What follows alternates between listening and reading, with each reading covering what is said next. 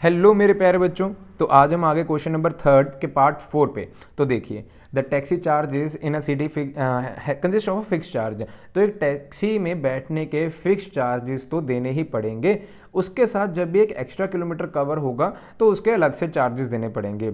तो हमारे पास दो चार्जेस हैं। देखिए, जब 10 किलोमीटर की एक जर्नी हुई तो उसने चार्ज पे किया 105 रुपीज़, एंड जब 15 किलोमीटर की जर्नी कवर हुई तो चार्जेस जो उसने पे किए दैट इज़ 155। तो what are the fix charges and charges per kilometre हमें फाइंड करने पड़ेंगे। Fix charges and charges per kilometre, तो लेट कर लेते हैं solution. Let the fixed charges rupees X, let the charges per kilometre rupees Y. अब equation कैसे बनेगी? अकॉर्डिंग टू क्वेश्चन, देखिए, जब वो टैक्सी में बैठा, मान लीजिए फिक्स चार्जेस 50 रुपीज़ ही मान लीजिए, अगर वो गाड़ी में बैठा तो उसे 50 रुपीज़ तो पे करने पड़ेंगे, यानी कि फिक्स चार्ज तो पे करना ही पड़ेगा, प्लस करना पड़ेगा। अगर मान लीजिए पर किलोमीटर ना वो 5 रुपये लेता है, तो 5 किलोमीटर होने के बाद वो कितने ले लेगा? 5 मल्टीप्लाई 5। 10 किलोमीटर होने के बाद भी वो 5 मल्टीप्लाई 10, अगर 15 हो गए तो 5 मल्टीप्लाई बाय 15, ऐसे ही लेगा ना। तो यानी कि जो फिक्स चार्जेस होंगे, 10 किलोमीटर कवर किए, 10 को मल्टीप्लाई करना पड़ेगा चार्जेस पर किलोमीटर के साथ, उसी के मुताबिक हमारा बिल बनेगा 105।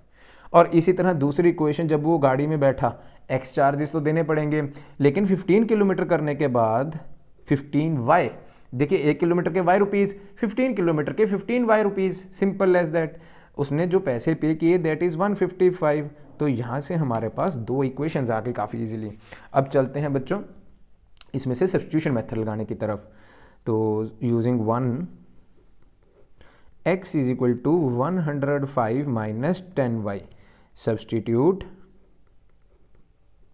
x in second. इस इक्वेशन को मैं नाम दूंगा थर्ड। अब मैं सेकेंड इक्वेशन, जो ये इक्वेशन है, इसमें फिल कर दूंगा 105 minus 10y plus 5y is equal to 155। अब यहाँ बच्चों प्लस माइनस, देखिए y को y के साथ सॉल्व करेंगे, 5y, 15y था ना, यहाँ प्लस माइनस माइनस हो गया तो 5y, यहाँ 105 प्लस उधर जाके minus, so 155 minus 105, so 5y is equal to 50। That's it, that's all.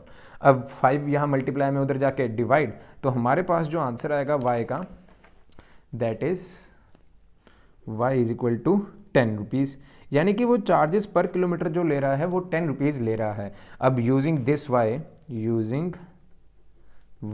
In third में y को यूज़ कर देंगे, आप जौन सी मर्जी में फिल कीजिएगा, आंसर तो सेम ही आएगा, minus 10 into 10, so it will B 105 minus 100। सो गाड़ी में बैठने के चार्ज आपको 5 रुपये देने ही पड़ेंगे। फिक्स चार्जेस हमारे पास x आ गया, एंड जो चार्जेस पर किलोमीटर था दैट इज़ 10 रुपीज़। अब यहाँ मैं दोनों लिख देता हूँ। अभी ये क्वेश्चन खत्म नहीं हुआ, आगे वो पूछ रहे हैं how much does a person have to pay for travelling a distance of 25 kilometre. For a person travelling a 25 kilometre the charges will be, देखिए, fixed charges plus 25 multiply charge per kilometre. अब ऐसा क्यों किया? देखिए, गाड़ी में बैठने के फिक्स चार्जेस तो पे करने ही पड़ेंगे।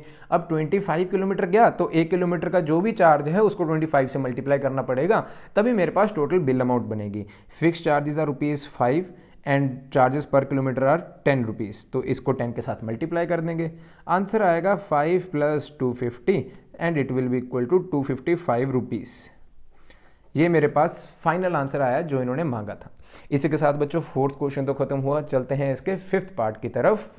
चलिए, a fraction becomes 9/11 if 2 is added to both the numerator and the denominator. अब फ्रैक्शन जो बन जाएगी that will be 9/11। So its solution will be like this. Solution third part fifth.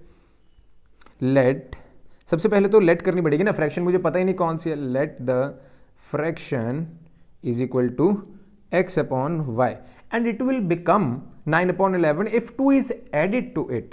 So according to question, x में 2 add करें numerator में and y में 2 add करें, it will become 9/11। सबसे पहले इसी को सॉल्व कर लेते हैं, सेकेंड इक्वेशन बाद में बनाएंगे। क्रॉस मल्टीप्लाई करना है बेसिकली, तो क्रॉस मल्टीप्लाई करने के बाद 11 मल्टीप्लाई हो जाएगा x प्लस 2 के साथ, 9 मल्टीप्लाई हो जाएगा y प्लस 2 के साथ। यहाँ आ जाएगा 11x plus 22 9y plus 18. So final answer will be like 11x is equal to 9y. 22 उधर जाके माइनस करना हो कीजिए, वरना कोई दिक्कत नहीं, आंसर -4 आ जाएगा. So final equation 11x is equal to 9y minus 4. ये मेरे पास पहली इक्वेशन बन गई. अब सेकंड इक्वेशन बनाते हैं. If 3 is added to both the numerator and denominator. Okay, काफ़ी इजीली. ठीक है, सेकंड इक्वेशन में कहते हैं 3 ऐड कर दीजिए, x plus 3y plus 3 fraction will become 5/6. फिर से बच्चों क्रॉस मल्टीप्लाई. तो अब मैं डायरेक्टली लिख रहा हूँ बच्चों 6x प्लस 18. अकेले अकेले नंबर के साथ मल्टीप्लाई करना मत भूलना. 6x plus 18 is equal to 5y plus 15. तो यहाँ से मेरे पास आंसर आएगा 5y minus 3. So second equation is 6x is equal to 5y minus 3. तो अब हम क्या लिख सकते हैं, देखिए अब हमें क्वेश्चन की ज़रूरत नहीं, आगे चलते हैं. यूजिंग 1 इन सेकेंड, ये हमारे पास सेकेंड इक्वेशन थी.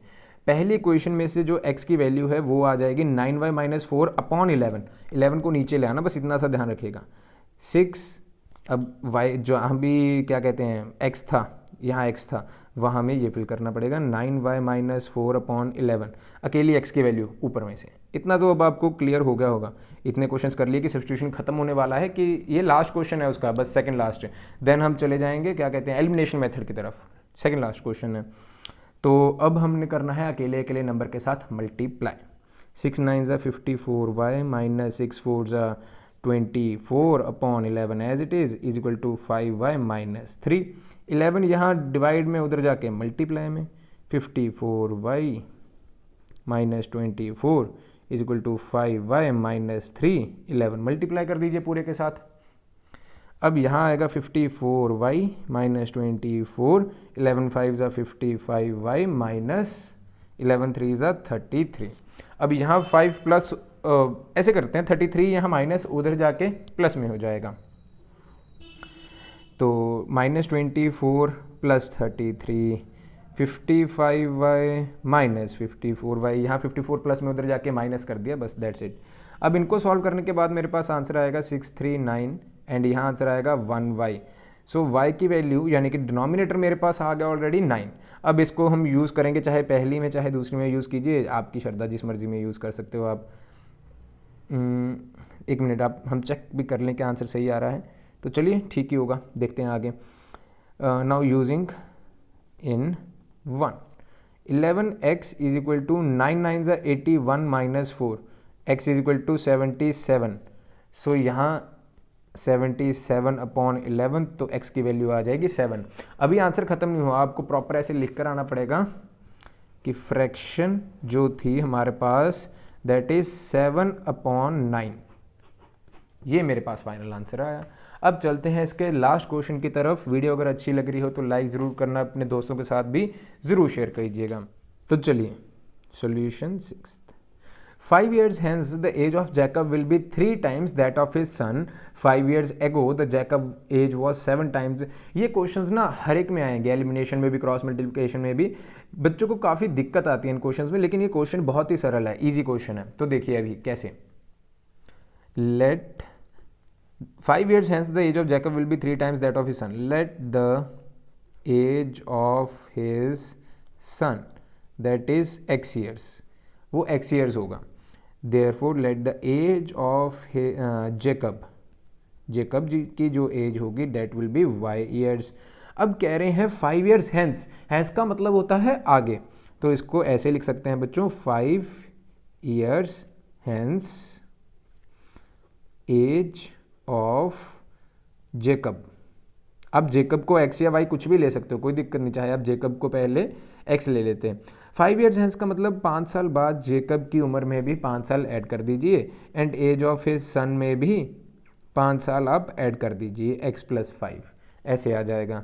Will be okay. Now according to question 5 साल बाद जेकब की एज कितनी है, y प्लस 5. विल का मतलब मैंने बताया था कि क्या होगा, इज, विल, आर, इन सब का मतलब होता है इज इक्वल टू. तो विल दिखा, इज इक्वल टू लगा दिया. 3 टाइम्स दैट ऑफ हिज सन. अब सन की एज ना बहुत बच्चे गलती करेंगे, यहाँ क्या लिख देंगे 3x प्लस 5. सारा गलत, आप जितना मर्जी सॉल्व करी जाए आपका आंसर नहीं आएगा। क्यों? क्योंकि वो सन के पूरी एज के साथ 3 टाइम्स था। आपने अगर ये ब्रैकेट लगानी भूल गए तो गलत हो जाएगा। ये छोटी छोटी चीज़ों का ना ध्यान रखिएगा, ये छोटी छोटी चीज़ें काफ़ी मायने रखेंगे, आपके नंबर्स काफ़ी बढ़िया आ जाएंगे इनसे। तो y की वैल्यू आ जाएगी, देखिए 3x, 5 उधर जाके माइनस किया +10, ये ऐसी वैल्यू आ जाएगी।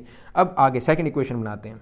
तो चलिए सेकंड इक्वेशन, 5 years एगो, एगो का मतलब पास्ट में, तो यहाँ लिखिए 5 years एगो